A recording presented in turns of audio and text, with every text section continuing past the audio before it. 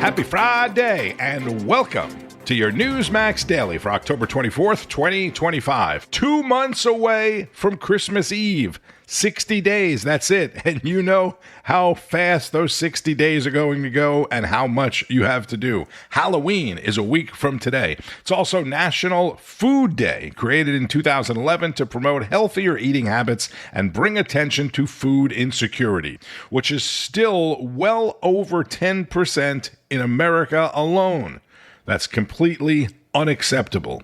Today is also United Nations Day, marking the ratification of the UN in 1945, which, among other things, helps to provide the world with food assistance. And it's day 24 of the government shutdown after yet another vote in the Senate yesterday failed to secure the 60 votes needed to pass the House's continuing resolution. That now makes 12 attempts. Republicans have zero interest in reopening the government. They have zero interest in finding a bipartisan path forward to enact a spending agreement that actually meets the needs of the American people. Donald Trump and Republicans, they promised to lower costs on day one. That's what they said all of last year, lied to the American people, because costs haven't gone down, costs have gone up, inflation up.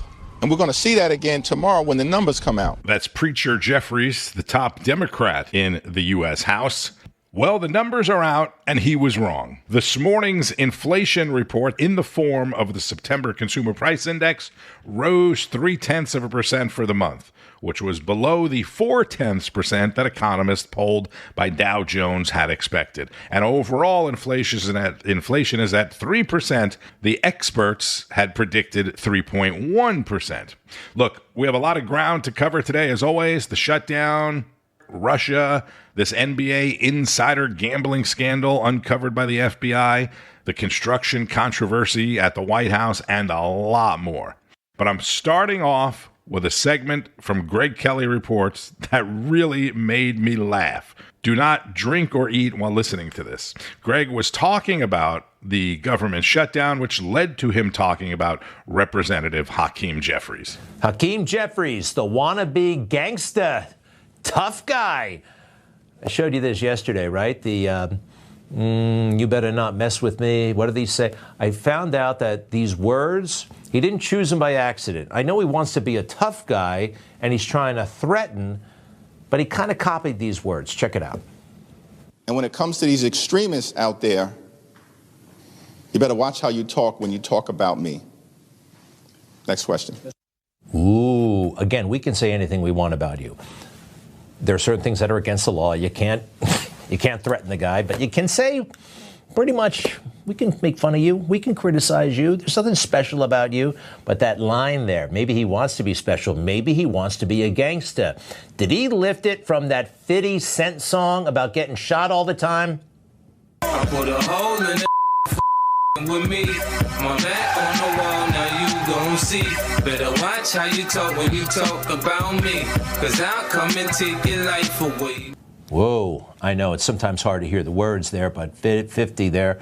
Can we put it up? I put a hole in the N-word for effing with me. My back on the wall, now you gonna see. Better watch how you talk when you talk about me, because I'll come take your life away. Whoa, whoa, whoa. Easy there, Hakeem. You're no gangster.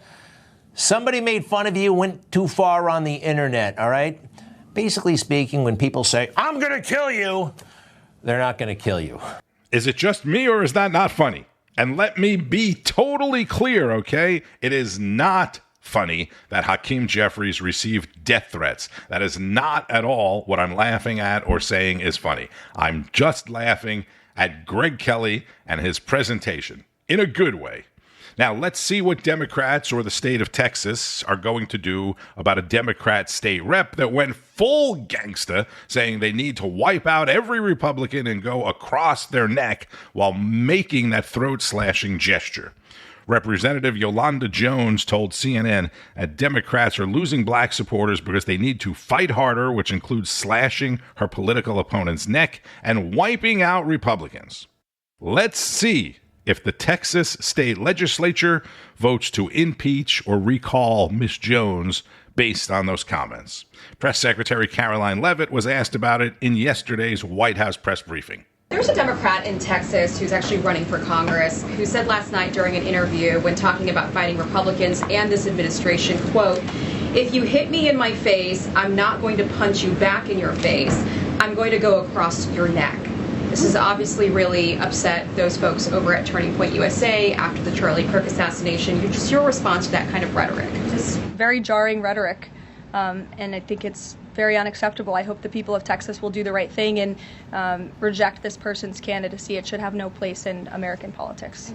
You will see headlines all over the place today. They're everywhere about the January 6th participant pardoned by President Trump that sent a threatening text message or posted a threat on social media to Democrat Hakeem Jeffries, who, by the way, is a black man. But I doubt you will hear much or see much about a black Democrat who threatened on live TV to kill all Republicans and cut their throats.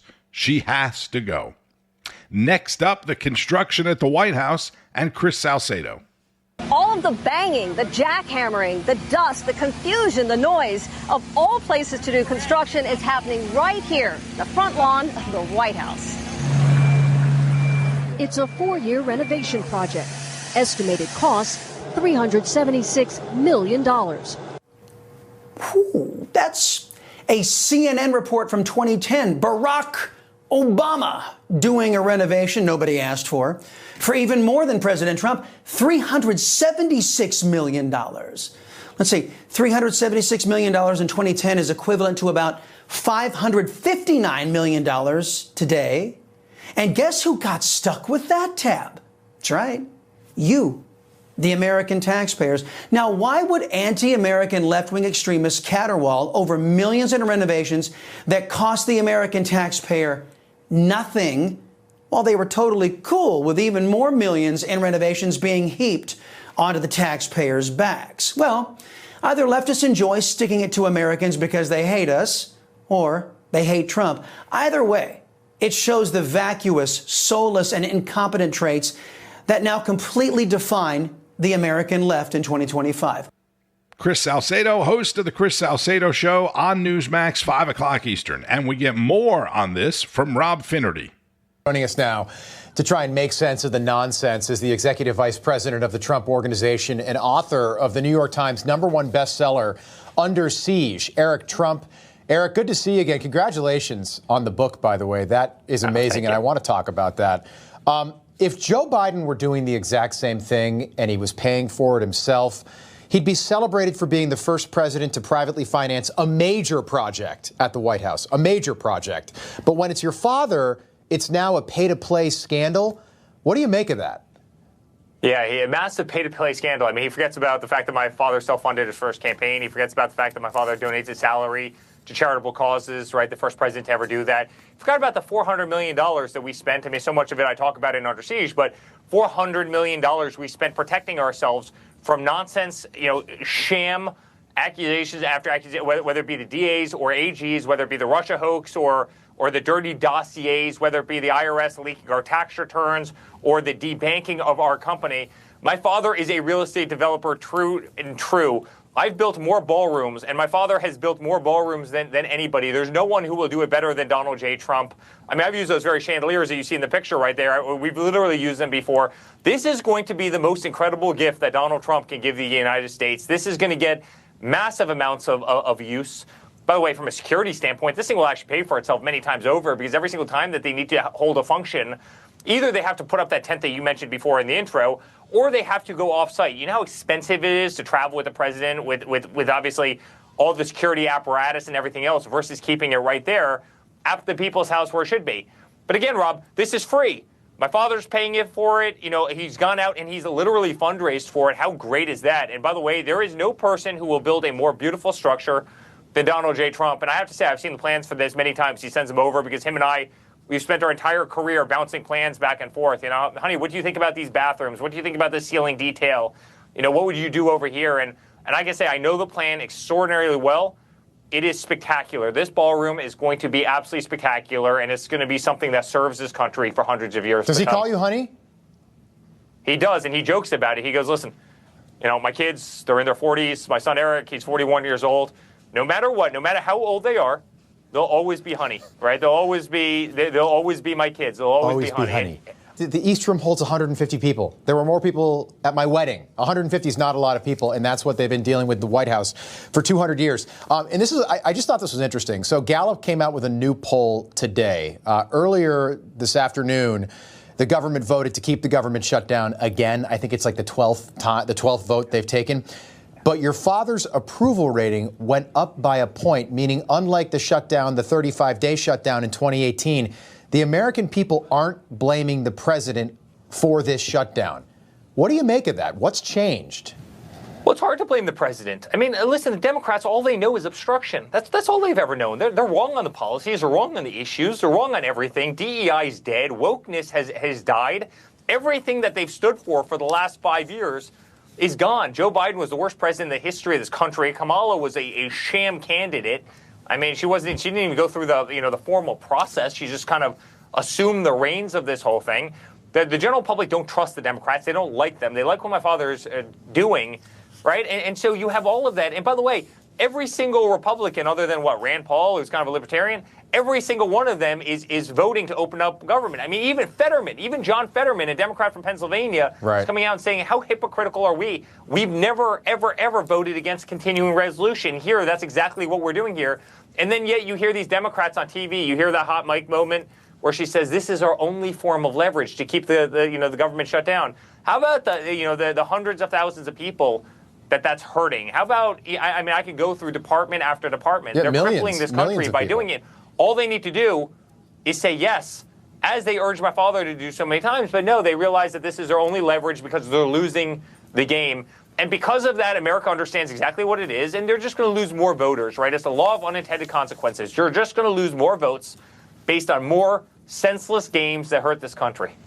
Eric Trump, son of the president, of course, executive vice president of the Trump Organization on Finnerty. So it turns out that even though the White House is a National Historic Landmark, it's one of 3 buildings that for some reason is exempt from a law passed in the 60s that requires review of projects on historic buildings.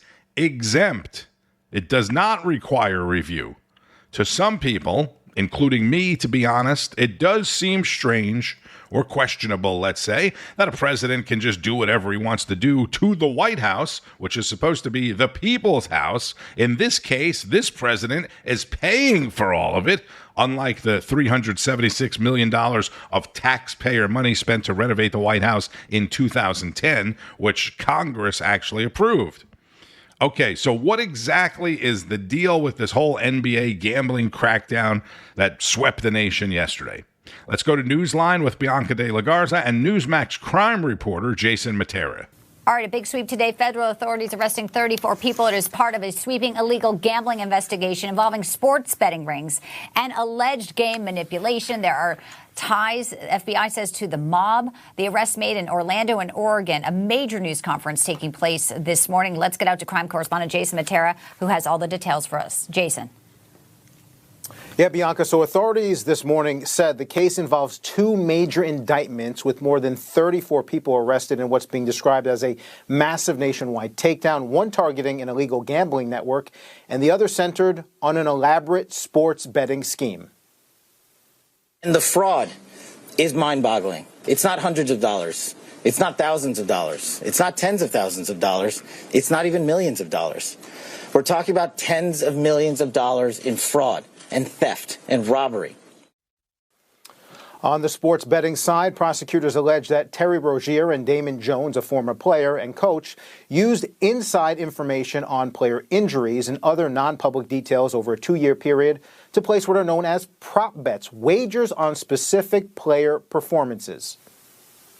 The non-public information included when specific players would be sitting out future games or when they would pull themselves out early for purported injuries or illnesses. One of the most brazen sports corruption schemes since online sports betting became widely legalized in the United States. On the illegal gambling side, federal authorities say this was a sophisticated operation run by organized crime, specifically La Cosa Nostra, that used high-tech equipment to swindle victims out of their money, with professional athletes allegedly serving as the bait. Defendants used other cheating technologies, such as poker chip tray analyzers, which is a poker chip tray that secretly reads cards using a hidden camera, special contact lenses or eyeglasses that could read pre-marked cards, and an X-ray table that could read cards face down. Prosecutors say the rigged poker games revolved around what they called a fish, the unsuspected victim, and a face guard, a professional athlete used to lure that victim to the table. In this case, the role of the face guard was allegedly played by Chauncey Billups.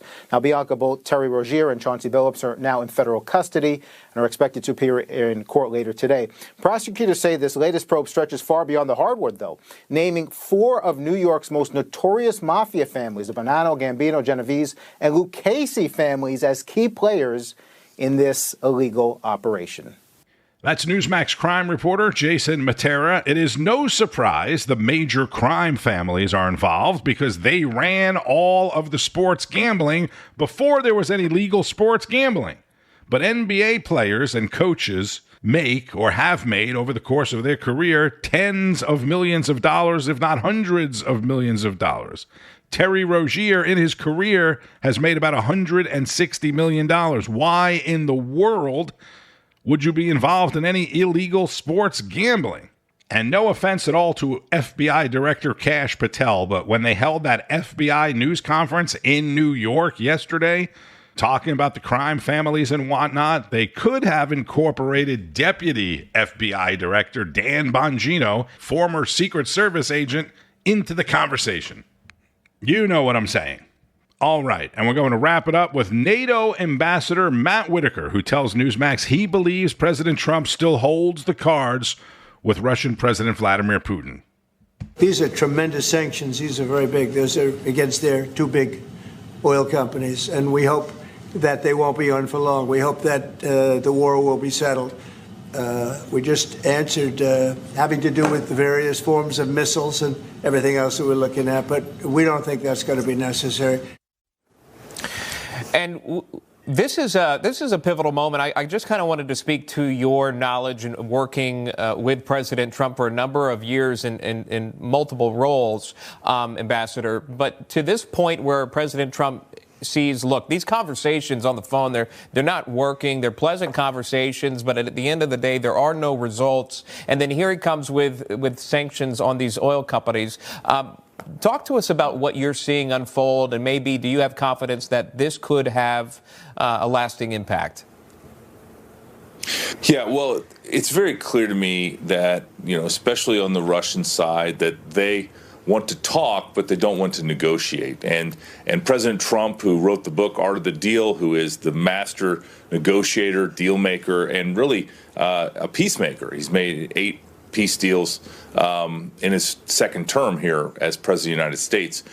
But President Trump sees what Vladimir Putin and the Russians do is they talk to him on the phone. He thinks they have a great conversation. He reports that out, and then that night Vladimir Putin then attacks with significant force civilians, especially overnight in Ukraine. And so I think President Trump he holds all the cards, and at the end of the day, he's going to play those cards as he sees appropriate to continue to create the circumstances to keep Vladimir Putin at the table, to get him to negotiate, to resolve this war, because the killing has to stop. And President Trump, I think, is just really frustrated, to be quite frank with you, that Vladimir Putin won't end this war. He's not making any strategic gains. He continues to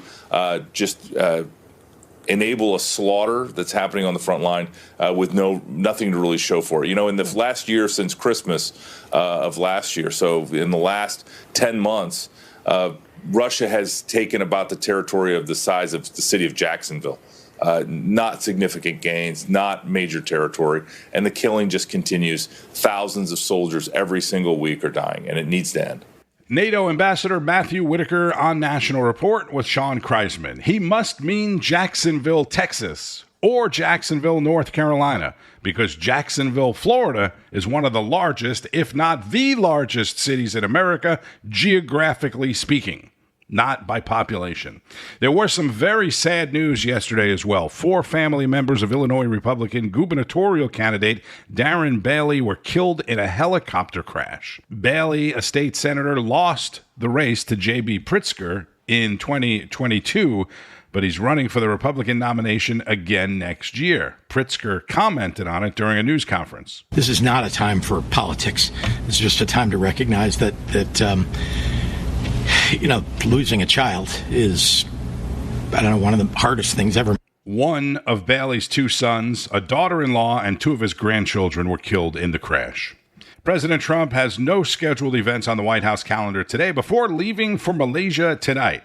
He'll be participating in several events over the weekend, including the Association of Southeast Asian Nations dinner on Sunday. He'll have a busy day on Sunday, then he'll make a stop in Japan to meet with the new prime minister there, and is expected to meet with Chinese President Xi in South Korea later next week, and we'll talk about that, of course, next week.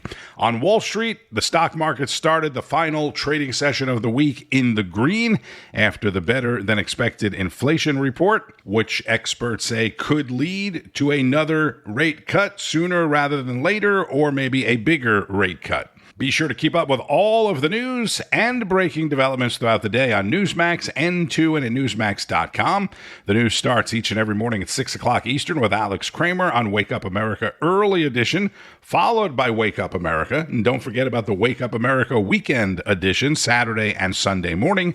Saturday Report with Rita Cosby, America Right Now with Tom Basili, Sunday Agenda with Lydia Serrani, Ambassador Nancy Brinker, Wendy Bell's Common Sense, Michael Savage with the Savage Nation on Sunday, Rob Carson, and so much more.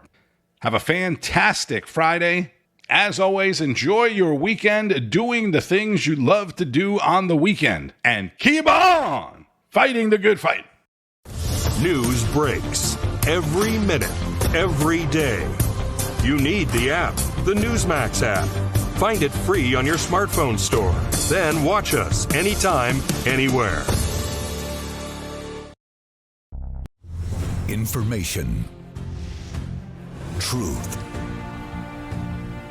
Is freedom. Is Newsmax. It's real news for real people.